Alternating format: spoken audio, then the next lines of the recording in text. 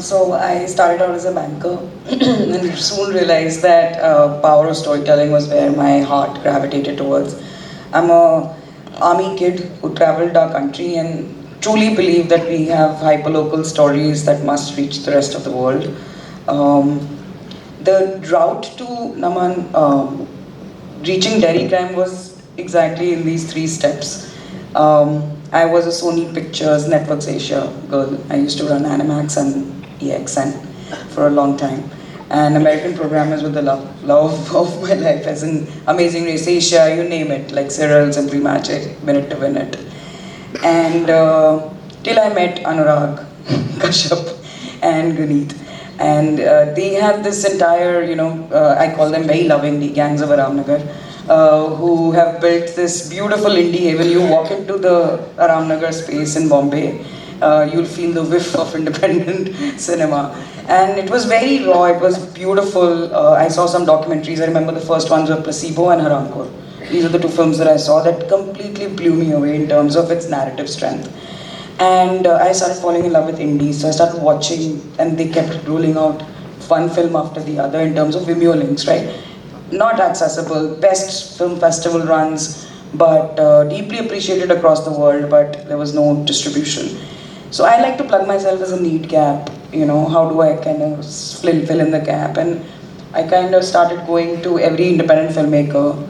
And meanwhile, I had left my job and fallen in love with a person who lived in the United States. So I didn't have a job at that time. So I thought I'll self-create that job. And I said, okay, I'll go to every independent film maker who has made a film in the past 10 years, who have traveled festivals. And so many of your pieces dropped into my lap. And it was just like I went to Netflix and I knew that they were opening their global channels and global territories. And I said, whatever you give to one Salman Khan film, give me for 40 films. 40 independent. So these were films that were completely jaded, and independent filmmakers were supposed to, I had convinced them that when I said digital rights, they were like, "Aap piracy karti hai. You're the one who, so the intention was to be able to train them. So I spent two years convincing filmmakers to give the portfolio. And the first deal that we structured with Netflix kind of gave life. But that was also the beautiful time when Ammu, Siddharth, Amal, Fandry, Filmistan, a group of films was released, and they've not only found viewership from across the world, it started opening up metrics in terms of what OTTs can do. So a lot of our careers are built on that, but I started understanding the need gaps. And then the buying patterns, renewal of deals kind of started teaching us what is it that is appreciated. Delhi Crime came with a lot of love, with Richie just trusting my instincts for feedback, for creative feedback. And once I read the scripts, I said, no matter what, I will make this happen. Because we went to every platform and everybody passed on it. Could be cutting down 10 rupees to 8, or you could be cutting 10,000 rupees to 8,000, but it's always thing. And it's almost like saying, okay, if I had all the money, all the budget I needed, I would do this. But somewhere you'd be like, okay, you're not getting it, so you maybe have to cut down a little bit. So I think every filmmaker faces that somewhere.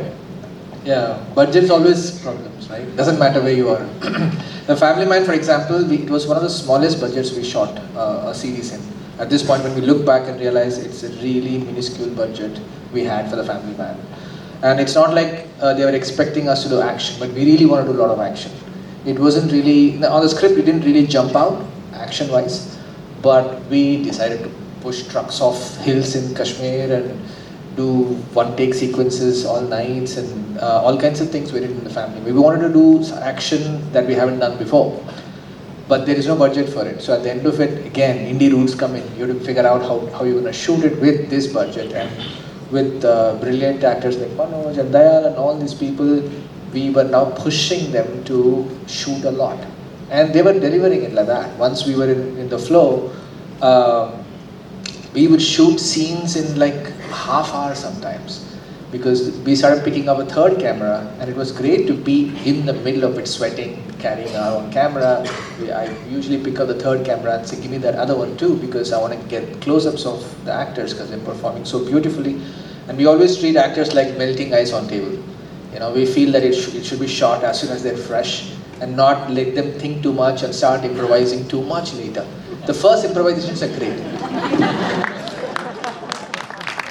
Manoj knows this very well. Manoj does some brilliant improvisations, right? And on the first take, second take, he does it, and we're all like superb.